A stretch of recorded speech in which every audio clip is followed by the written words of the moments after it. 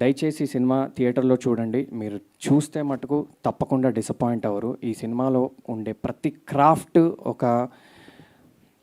ఒక ఫినిష్ ఉంటుందండి. ఎన్నో ఏళ్ల కృషి, అంటే టెక్నికల్ ఆస్పెక్ట్స్తో పాటు పర్ఫార్మెన్సెస్ కూడా మనకి కొత్త వాళ్ళు చేసినట్టు ఉండదు ఎక్కడ.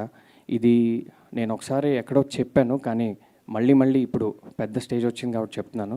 ఇది అసలు చిన్న సినిమా కాదండి, కేవలం ఇందులో ఆర్టిస్టులు మటుకే చిన్నవాళ్ళు.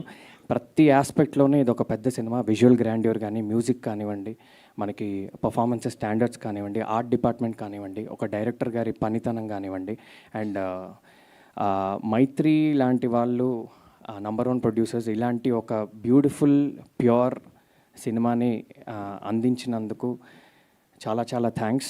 ఒక ప్రేక్షకుడిగా ఇది థ్యాంక్స్ చెప్తున్నాను. ఇది ఈ సినిమాలో ఒక లీడ్లా కాదు.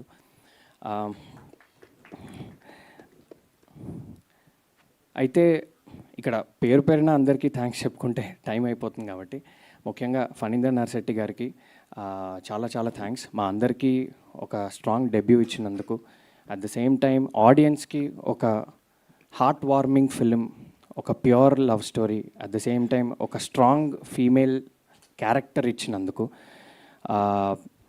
శుద్ధి అనే క్యారెక్టర్, ఈ సినిమా జర్నీ ఇప్పుడే మొదలైందండి. ఈ సినిమాకి చాలా లాంగ్ షెల్ఫ్ లైఫ్ ఉంటుంది. చాలా ఏళ్ల తర్వాత కూడా ఈ సినిమా గురించి మాట్లాడుకుంటారు. ఎస్పెషలీ ఆమె క్యారెక్టర్ గురించి, the way a female has been shown in a Telugu film గురించి నిజంగా ఇది ఒక రెఫరెన్స్ ఫిలిం అవుతుందని నేను బలంగా నమ్ముతున్నాను. ఇంకో మాట చెప్పాలండి, ఆడియన్స్తో పాటు